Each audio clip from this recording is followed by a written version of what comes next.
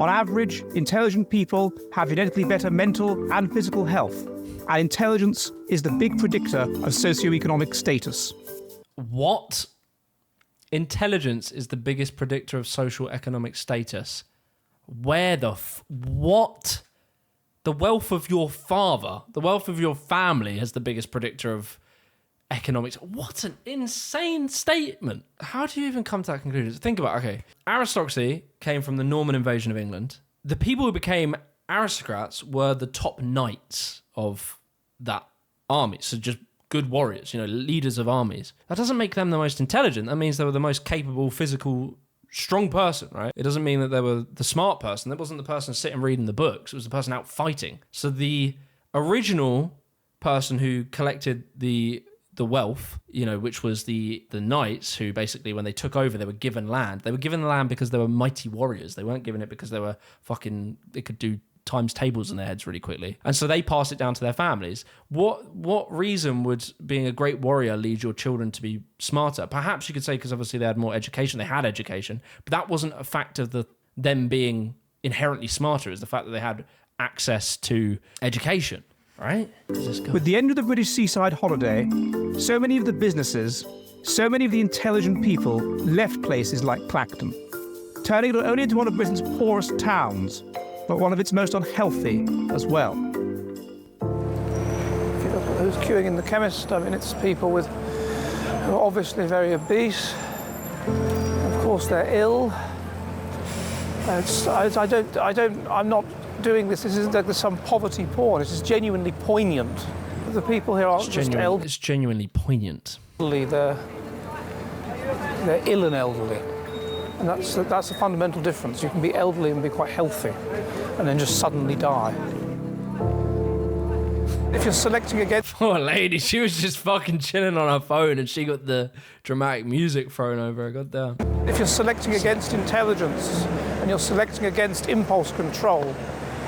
Okay, when you're selecting against intelligence and impulse control. And you're selecting against mental health. And you're selecting against physical health, which is what we're doing. You don't look physically healthy, my friend. What does that even mean? Health. This bro is walking through a poor town with a clipboard. I don't know what the fucking... I suppose it makes him look smart. In a sort of ugly, ill-fitting suit, talking about how unintelligent, unhealthy these people are. You don't look healthy, my friend. Reanimate Francis Galton and bring him here and plonk him here, what he would say. I mean, he would just a random historic reference. Look how England's fallen. Exercising his knowledge of historical figures.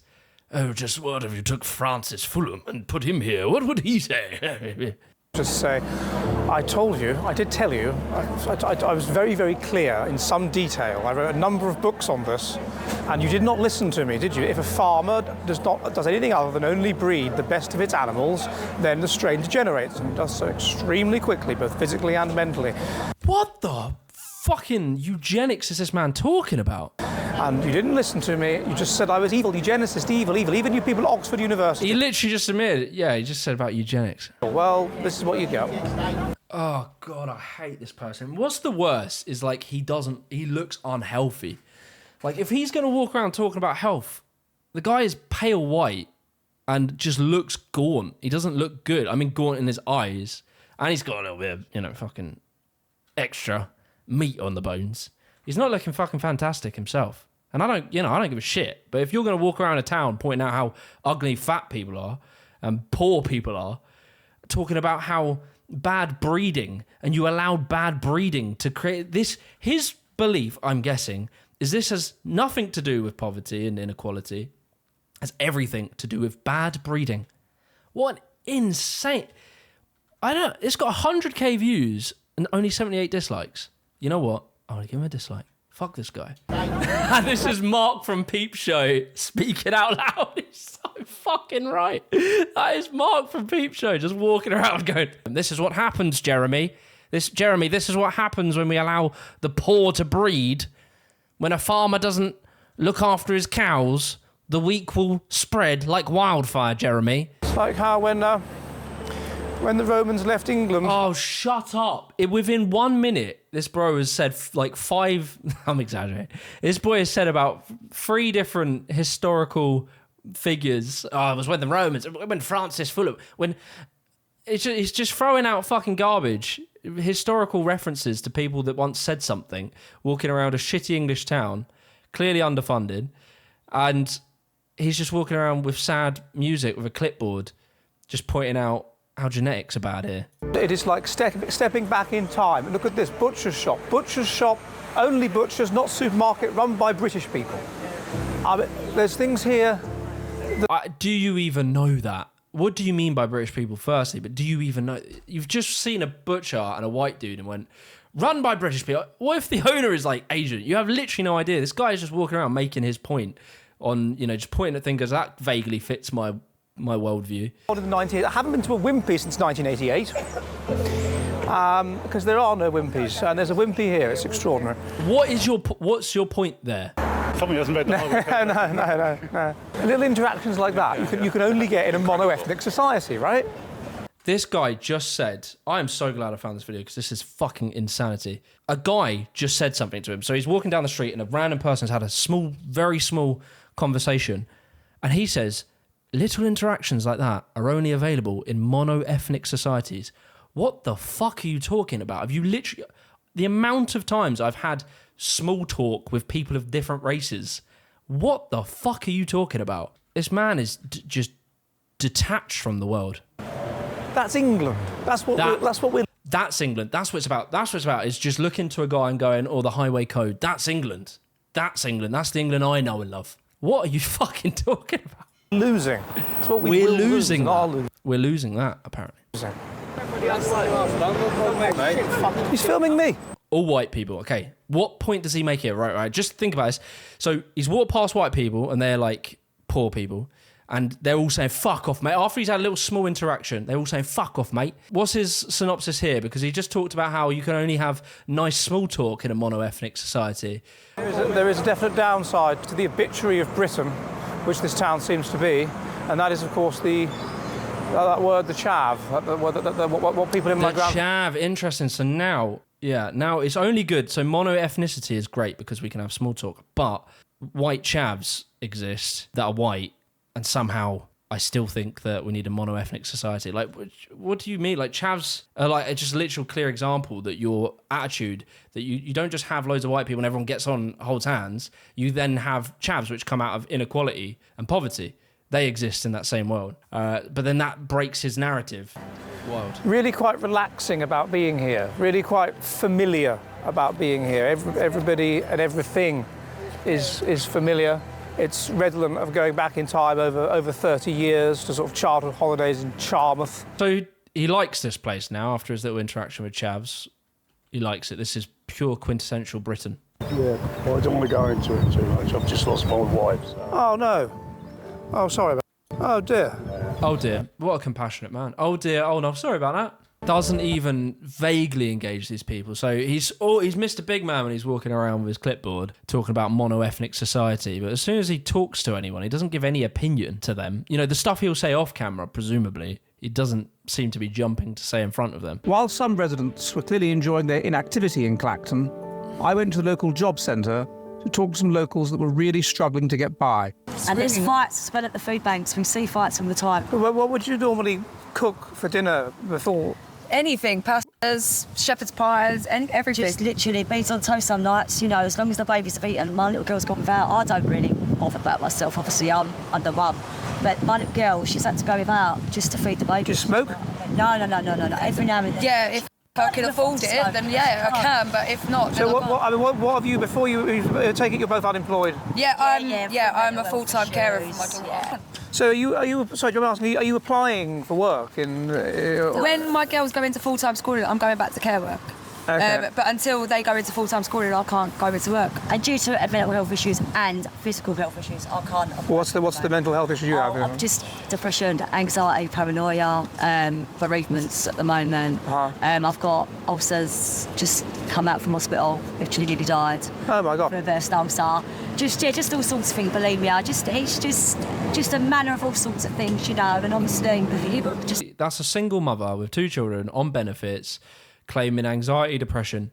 didn't really push back on anything there. You know, he has all these opinions. That's obviously all made up. That's just scroungers, you know, in his mind, that's scroungers who are draining the state because apparently bad genetic breeding. Are these guys, is he really on Lotus, they're called Lotus Eaters? Is this like part of how they think? Because I know they're fucking insane on the Lotus Eaters podcast or whatever, but I didn't think they were like eugenics, bad breeding insane. I remember when it used to be about free speech or something. Do you remember those days back with the sort of the right wing and that, when it was just about free speech? Now, eugenics. Now it's about bad breeding. Fuck, how did it go here? For going down to Harlow to pick up my meds. I'm HIV positive and happy about it. There's other people that aren't.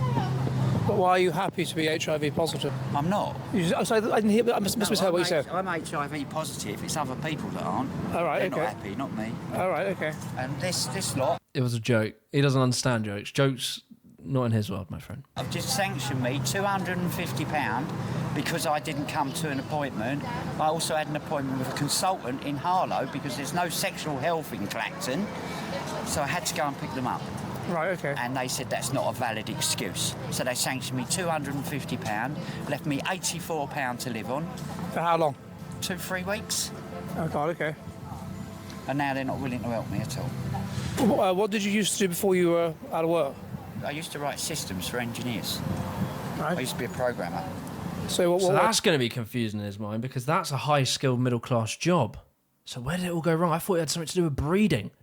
Well, what's he going to surmise from that?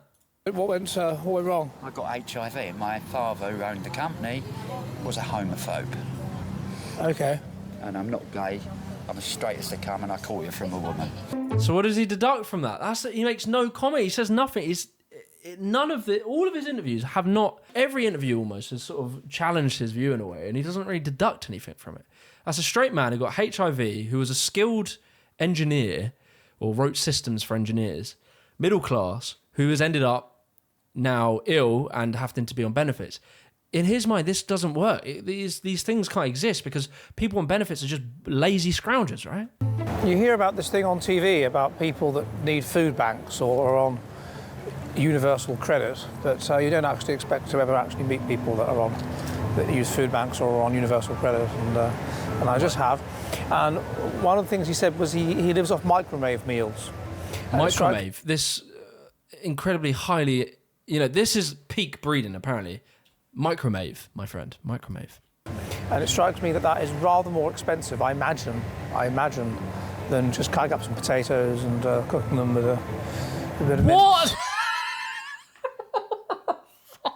This man just heard the most insane story about a geezer who got HIV from a woman, was fired from his job because his boss was homophobic, thought it was from a man, and he's now on benefits, having a shit time at it, and now he's talking about how these people need to start learning how to cut up potatoes.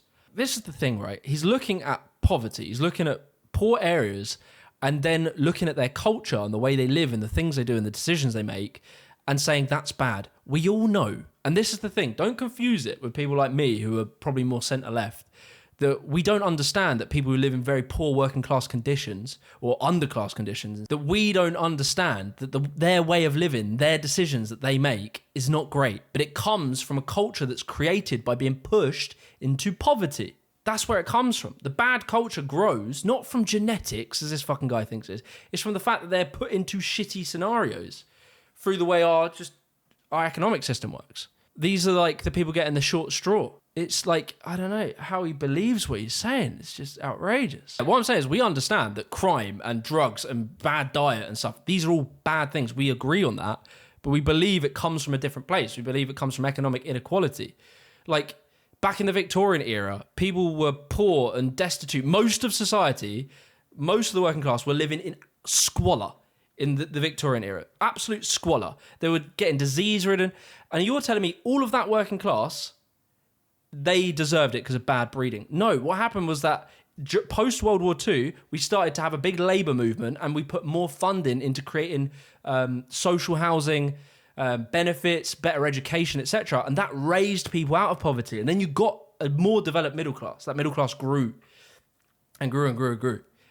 But the default state is that when you have deep inequality, The poor live in shit scenarios. It was a blessing. It was the first time it's ever happened in history of man that we had a really developed, strong middle class. And that was thanks to the labour movement post-World War II.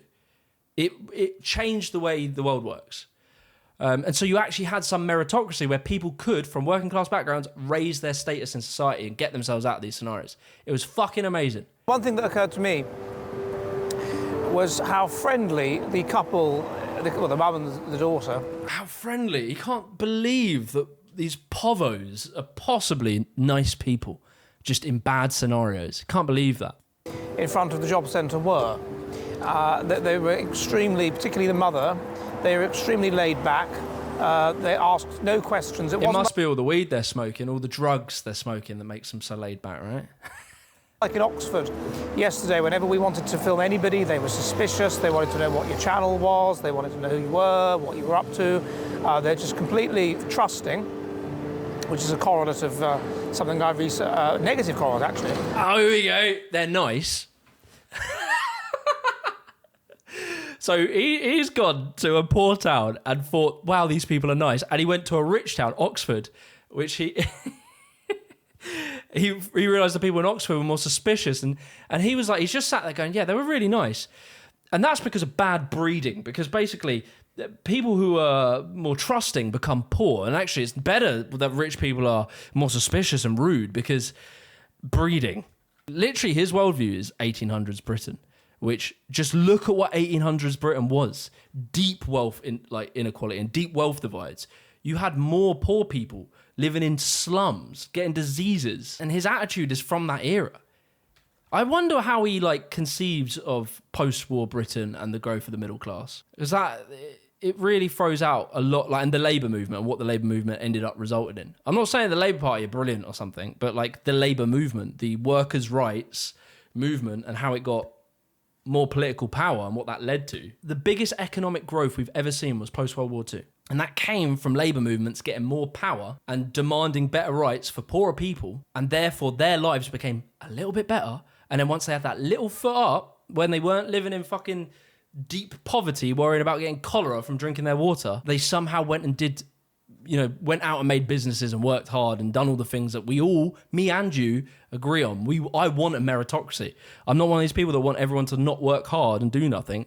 I want us to work hard, but I just don't believe that when someone is living in an underfunded town where the schools are shit, where crime's rampant, where there's a lack of policing, there's a lack of services, there's a lack of healthcare, that person is now going to somehow turn their life around just miraculously. Give them a little bit of help, get them to live in a little bit of comfort, and then they can start actually having a moment to breathe. And that's where people find, that's where a lot of people find their thing they're good at. I notice I became a YouTuber, I think, because my parents put up with me living at home for longer and looked after me for longer. And they didn't force me the moment I was 18 to go get a job and pay rent, etc. I did get a job. I worked very hard, but I took longer. It took 5 years to amass some skills and work on myself. And I went into a totally different industry than a lot of people did. And I've done very well for myself. And that's because of the luxury of time that my parents gave me. Time and a feeling of comfort can help people achieve more things. Obviously, yeah, you can talk about mollycoddling, etc. I get that. I understand that's a problem. But to think that you need to have people live in abject... I don't know, man. It's just an old worldview. Anyway, rambling, but you get me. I ended the day with a visit to Jaywick, Clacton's even poorer little brother, 2 miles down the coast, repeatedly named the most deprived town in Britain. It all come out about London because it's getting deprived now. I'm saying deprived. Everyone's people, mate. So much nationality. Nationality there, it's unbelievable. Everybody don't care and what else. So do you think that having lots of nationalities makes it a less pleasant place to live? Yeah. It's kind of you're an animal kind of thing, aren't you? Yes, all right. It's so funny. This guy, oh my God. So this guy, really drunk, super, probably might not even work. I'm sure he's fine. I'm sure I could have a nice chat with him. I'm not shitting on this guy. But this guy starts talking about we're all animals at the end of the day and multiculturalism's bad or something like that. What a weird scenario where this other guy, the the presenter, Jolly Heretic, is probably politically aligned with this guy. What a strange paradox.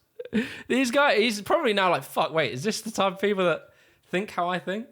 That's wild. Yes. So you got one little land, you got one little country, one little country, one little country. So that's why you So, point I'm saying, don't have full the nationality. Yeah, it's true. In one isn't the fucking alley. Boys, these ain't the problem. It ain't the problem. Fuck me. It's people like this that end up believing the shit that this guy says. That's the saddest thing. People like this, they end up in these shit scenarios and then they end up listening to guys like this about politics. They have the same view and they're so misguided. They don't ever point the finger at the real problem. Not taxing the wealthy enough, my friends. That's the problem. So all our services are underfunded and so your life becomes shitter. But people like Jolly Heretic say, no, but it's the immigrants' fault. And so these people, uneducated, they agree. And it's not their fault they're fucking uneducated, like Jolly Heretic would probably have you believe. It's because we don't fund the services well enough. It's not London anymore. It ain't England anymore. We had a tap outside with an outside toilet. When we walked from that, they moved to Savannah Park. And we had a bathroom with running hot water. It was like Buckingham Palace. Okay, so this is interesting, right? So this guy, he's an old fart and he grew up in a shithole, right? He grew up in a really bad place. And he's literally talking about when social housing became more prevalent, that he went to a house that had running water and he considered it Buckingham Palace. This is what I was talking about a minute ago. In this era, these people went from having the worst living standards to decent living standards because of the labour movement and because of the growing movement in social housing. So you moved out here when you were a long time ago? No, 8 years ago. Bought our properties in London. Bought our property in London for nothing, sold it, moved here. So he bought it, right to buy. This is all looping back to what we've been talking about. He bought his property from the right to buy scheme, sold it, and moved out here. So he is one of those. He is one of those people that working class people that did well for himself because of, basically the welfare state. He's literally the archetype of what I'm talking about, of the person who done well because of the post-World War labour movements. For nothing. Sold them for a lot of money and moved out. So like this again would challenge his worldview. So he's probably talking about poverty, etc. But he's talking to a guy who's clearly very uneducated and clearly very working class, but has managed in his lifetime to buy a house and sell it. So in his lifetime, despite the like he's not smart. I'm not trying to be a dick, but he's just like, he's a fucking... But he literally is a showcase of someone who grew up poor in this sort of awful slummified London, and then due to more public spending, was able to make something of himself in his life, despite his lack of intelligence, which I would not agree with this guy that it's to do with genetics, it's to do with just social class. He still managed to buy his house, sell it, have a lot of money, buy a place by the sea. He managed to do that in his lifetime. In this Jolly Heretic's mind, that shouldn't be the case, right? He should always be poor because he's bad genetics, right? But this guy is a pure example that if you help up the working class, they can actually go and do something with their life. He bought a house and sold it, made money. He'd done something with his life. Why? Because we offered a little bit of support, quite a lot of support, but we offered support. Ironically, this guy has done in this whole video, if you actually pay attention to it and have a little bit of knowledge on some things that I didn't know a lot about, I learned recently, that happened post-World War II, and you listen, a lot of the things contradict each other. And this guy, if he only actually listened to what he found out when he went and did this, he might, I don't know. It wouldn't sell to his audience as well, though. As I finished my pint with some of the friendliest people I'd ever met and listened to their of the friendliest people I've ever met. Tales of their lives, their ailments, their injuries, and their bereavements, I couldn't help thinking that in some way, this lonely pub on this isolated beach represented the last gasp of England itself, a country that is busily writing its own obituary. What the fuck? That wasn't the ending I was expecting. Let's just remember how this began. This was a bro fucking walking down the high street with a clipboard, telling everyone, saying how fat and awful people are here. And then he ended it with, and this is what England is. This is the last bastion of England. That cannot This a satire? This has to be. Sorry, he would not approve of my glottal stop there. Satire.